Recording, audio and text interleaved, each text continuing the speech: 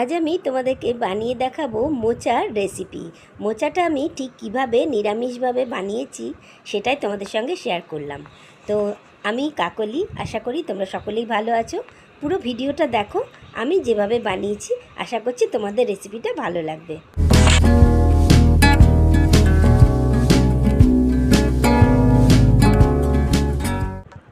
আমি এখানে দুটো মোচা নিয়েছি, খুব ভালো করে ছাড়িয়ে ধুয়ে পরিষ্কার করে কেটে রেডি করে নিয়েছি। আর এর সঙ্গে নিয়ে নিয়েছি 3টে আলু। তো দেখতেই পাচ্ছ মোচাটা সম্পূর্ণ ধুয়ে কেটে একদম রেডি করা আছে। 3টে আলু নিয়ে নিয়েছি। এবার আমি এটাকে কি প্রসেস করছি সেটা তোমাদেরকে দেখাই। দেখো কত ছোট ছোট টুকরো করে কেটে নিয়েছি। বানাবো আজকে মোচার ঘন্ট, এবং সেটা সম্পূর্ণ নিরামিষ। তো এই দেখো 3টে আলু ছোট ছোট টুকরো করে কেটে নিয়েছি। আলুগুলোকে আমি আগে আলাদা সরিয়ে নিচ্ছি, তার কারণ আলুগুলো কিন্তু আমি সিদ্ধ করব না, আলুগুলোকে ডাইরেক্ট ভেজে রান্না করব। আর এই যে মোচাটা দেখছো, এই মোচাটার মধ্যে এবার জল দিয়ে দিলাম, তার কারণ মোচাটা আমাকে সিদ্ধ করতে হবে। আর আলুতেও একটু জল দিয়ে রাখলাম যাতে আলুটা কালো না হয়ে যায়। এবার দেখো নুন দিয়ে দিলাম, সেদ্ধ করতে গেলে নুন তো দিতেই হবে, সে কারণে নুন দিলাম। আর দিয়ে দিলাম হলুদ। হলুদটা দিলেও কিন্তু মোচার কালারটা ঠিক আসে।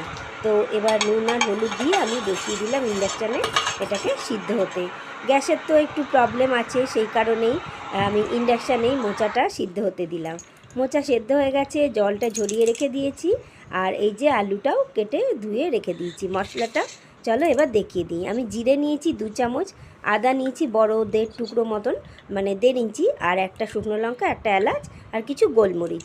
এই সবগুলো কিন্তু আমি শিলনোড়ায় বেটে নেব। শিলনোড়ায় যদি মশলাটা বেটে দেওয়া হয় তাহলে খেতে কিন্তু খুবই ভালো হয়। তো চলো ডাইরেক্ট রান্নায় চলে এলাম। গ্যাসে কড়াই বসিয়ে দিয়েছি, আর আমি এখানে দিয়ে দিচ্ছি সর্ষের তেল। সর্ষের তেল দিয়ে দিলাম 4 টেবিল চামচ মতন। তারপরে গোটা জিরে ফোড়ন দিলাম, দিয়ে তারপরে দিয়ে দিলাম এলাচ, এই তেজপাতা। তো তোমরা এখানে এলাচও ফোড়ন দিয়ে দিতে পারো। তো আমি এখানে আজকে মোচাটা বানাবো এরকম নারকেল দিয়ে। নারকেল দিয়ে মোচাটা বানালে কিন্তু খেতে দুর্দান্ত স্বাদ হয়।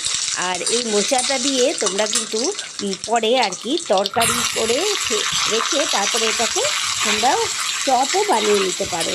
তো তারপরে দেখো নারকেলটা দিয়ে একটু নেড়ে তারপরে আমি দিয়ে দিলাম আলুগুলো একটু ভালো করে ভাজতে হবে নারকেলের সাথে। দিয়ে এবার আমার যে সেদ্ধ করা মোচাটা ছিল, নুন হলুদ দিয়ে সিদ্ধ করে রেখেছিলাম, সেটা আমি দিয়ে দিলাম এই আলু ভাজার মধ্যে। এবার এই আলুর সঙ্গে মোচাটা দিয়ে আমাকে ভালো করে একটু নাড়তে হবে। তো বন্ধুরা, তোমরা যে যেখান থেকে দেখছো তোমাদেরকে অসংখ্য ধন্যবাদ। আর আমার এই রেসিপিটা আজকে যদি তোমাদের ভালো লাগে তাহলে অবশ্যই একটা লাইক করে দিও। তো দেখলে তো আমি এখানে আরও 1 চামচ নুন দিয়ে দিলাম, তার কারণ নুনটা না দিলে আলুটা তো সিদ্ধ হবে না, সেই কারণে এই সময়ই নুনটা কিন্তু দিয়ে দিতে হবে। তো তোমাদের যেরকম মোচার পরিমাণ থাকবে সেই বুঝে দেবে। আমি এখানে এবার একটু ঢাকা দিয়ে রেখেছিলাম, ঢাকাটা খুলে তারপরে দেখলাম যে এটা বেশ একটু নরম হয়েছে। এবার আমি বেটে রাখা মশলাটা তার মধ্যে হলুদ দিয়ে দিয়েছি, হলুদ গুঁড়োটা ওর মধ্যে দিয়ে দিচ্ছি জলে, তাহলে ভালোভাবে মিশে যাবে। এবার এই মশলাটা দিয়ে দিলাম মোচার মধ্যে। এবার এই যে মশলাটা দিলাম, বাটা মশলাটা, তোমরা চেষ্টা করবে একটু এইভাবে বেটে দিতে, না পারলে তোমরা কিন্তু গুঁড়ো মশলাও ব্যবহার করতে পারো। তো দেখো এবার নেড়ে চেড়ে আমি একটু ঢাকা দিয়ে রেখেছিলাম। তো ঢাকাটা খুললাম, খুলে দেখছি বাহ, খুব সুন্দর মজে গেছে। তো দেখো এই সময় কিন্তু একটা মোচার থেকে খুব ভালো ফ্লেভার আসে। তো দেখবে তোমরা রাঁধতে গেলে বুঝতে পারবে। তো দেখো এবার আমি খুব সামান্য পরিমাণে গরম জল ব্যবহার করলাম। তাতে কী হবে, মশলাটার সঙ্গে এই যে মোচাটা আলুটা সব সুন্দর করে মজে যাবে, সেদ্ধ হবে। আর সেই কারণে আমি একটু জল দিয়ে দিলাম। এবার এটাকে আমি আবার ঢাকা দিয়ে রেখে দিচ্ছি। একটুখানি পরে আমি এটা আবার ঢাকা খুললাম, খুলে দেখলাম বাহ, জলও সমস্ত শুকিয়ে গেছে, আর আলুও সিদ্ধ হয়ে গেছে, আর মোচাও খুব সুন্দর সিদ্ধ হয়ে গেছে। তো আমার রান্নাটা মোটামুটি এই পর্যায়ে এরকমই এলো। এবার আমাকে দিতে হবে চিনি। এই চিনিটা কিন্তু অবশ্যই দেবে, নিরামিষ মোচার তরকারি মানে চিনি একটু দিতে হয়, মিষ্টি দিতেই হয়।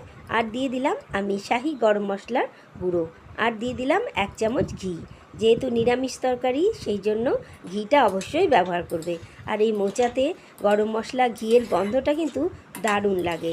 এবার এই সব কিছু দিয়ে আমি খুব ভালো করে নাড়িয়ে চাড়িয়ে মাখিয়ে সবটাকে রেডি করে নিলাম। তো তোমরা এই যে ভিডিওটা দেখছো তোমাদের কেমন লাগলো অবশ্যই কমেন্ট করে জানিও। আর ভালো লাগলে আমার চ্যানেলটা সাবস্ক্রাইব করে তার পাশের বেল আইকনটা আর অল নোটিফিকেশানটা অবশ্যই অন করে দিও। যারা নতুন বন্ধু আছো তোমরা অবশ্যই কিন্তু ভিডিওটা লাইক দিয়ে শুরু করবে। তো হয়ে গেল আমার মোচার তরকারি রেডি। আজকে বানিয়ে দেখালাম নারকেল দিয়ে আলু দিয়ে মোচার ঘন্ট। কেমন লাগলো রেসিপিটা? নিশ্চয়ই ভালো লেগেছে। বাড়িতে অবশ্যই এইভাবে একবার ট্রাই করবে। আজকে আমার এই মোচার রেসিপি কমপ্লিট। কেমন হয়েছে অবশ্যই জানিও। আজ তবে আসি, আবার দেখা হবে নতুন কোনো ভিডিওতে।